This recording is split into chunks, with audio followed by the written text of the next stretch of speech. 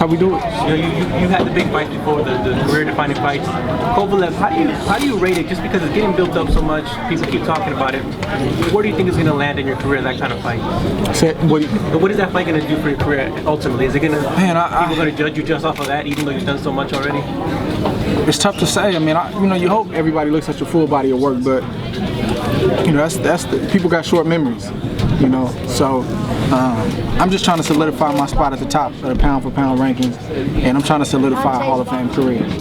Those are my personal goals. I want to be a Hall of Famer one day, and I want to be a multi-divisional champion, and I want to see my name not number 2, but God willing, number 1, pound-for-pound one day, where there's no questions, no arguments. It's number 1. Do you think if you can get back in the ring in, say, 3 or 4 months, that you can get in the groove that you really want to be in?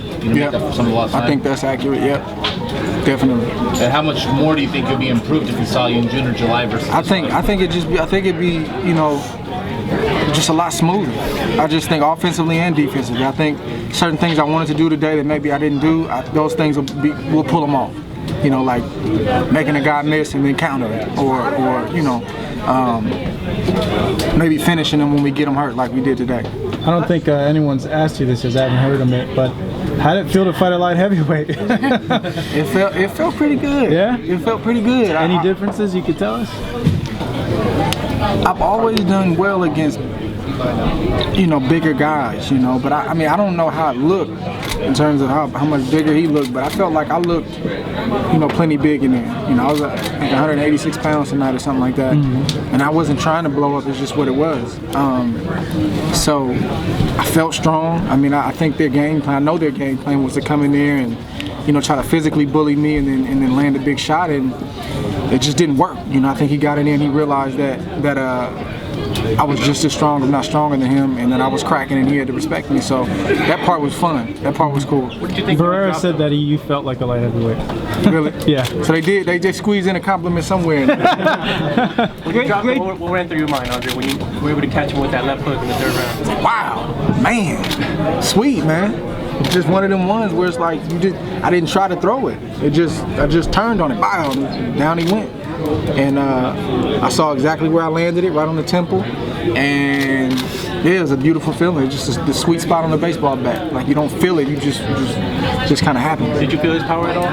Nah, not at all. No? He threw hard, but he never hurt me. He never, he throws like clubbing shots, kind of like a beaker. Just he's like a clubber, but it's nothing ever buzzed me, nothing ever had me unstable on my feet, nothing like that. Who's the hardest guy that ever hit you, or the power that you felt? Man, we gotta talk about that when I retire.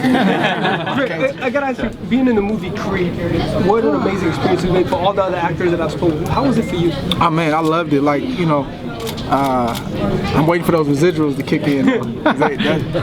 They talked a lot about the residuals and how it works in the movie business, but it was cool. Like, it was really cool, like making it. Like my scenes were, I think, 3 or 4 days, 12-hour days in Philadelphia, and I enjoyed it, man. Like I had my script first thing in the morning. I was in my trailer. I had my outfits and everything I was wearing, and man, that was exciting. And I'm going back to my room at the end of the night, icing my shoulder, taking Epsom salt baths. I'm like, man, this is crazy. This is acting, but it's 12 straight hours. It's real deal. So I couldn't imagine somebody like Michael B, who this dude has 6 months of filming, like scene after scene. That's why they get paid the big bucks. You said he got knocked out during one of the scenes for real. Yeah, I'm trying to figure that out. Like, did that really happen? That's what they said. Yeah. Man. He was actually knocked out. Now, Barrera said post-fighting his interview that your speed was what surprised him the most. You think that's what people are going to be surprised with you at light heavyweight? I think it's going to be a little bit of everything. I think the speed for sure. But again, like, it wasn't just the speed, because I feel like if it was just speed, I feel like he would have tried to just plow through me. Something was stopping him and making him think twice to come in there. So I think it's speed, I think it is power, and I think it's physical strength. I mean, it's not going to be an easy fight for either guy. But this is what we say we want in boxing. I see a lot of people ripping Amir, but he's got the guts to take the challenge. He's chasing this, and whether he wins or loses, he took the risk.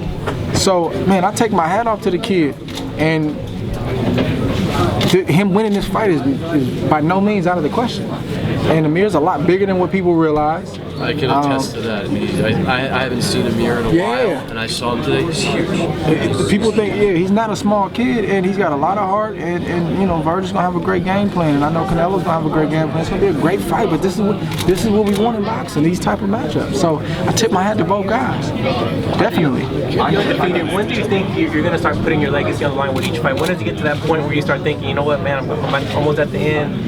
Every fight's counting even more. Well, I know this. I know I'm on the back stretch of my career. That's the reality of it. Now, how long that stretch is, I don't know. 5 years, 3 years, I don't know. But you know, I feel like the first stretch was, you know, building my way up to a title, and then it was consummated with the Super 6, and then, you know, the middle was kind of rocky with the last couple of years of inconsistency, and now I'm on the back stretch. I mean, like I said, I'm over 10 years. I turned pro in December 2004. So I've been in this a while. So I'm on the back stretch right now, and I want to make every opportunity count, and I want to close out strong. You said 40. That's the limit. No more. You're not gonna hit 40 and not want to fight. It's anything 40 and below. Or is there a specific number that I don't have a specific number, but I definitely don't want to be 40 in a box. I just don't like. It's hard enough being young and being in shape and, you know, having your reflexes but you got to realize a guy like Bernard started late. Bernard started at 22, 23 because, you know, I started at 9. So I got a lot of miles on me when he got his miles on the back end. So it's a little bit different. So yeah, I don't think I should be in a boxing ring at 40. All right, guys, we got to wrap him up. Okay. Thanks, everyone.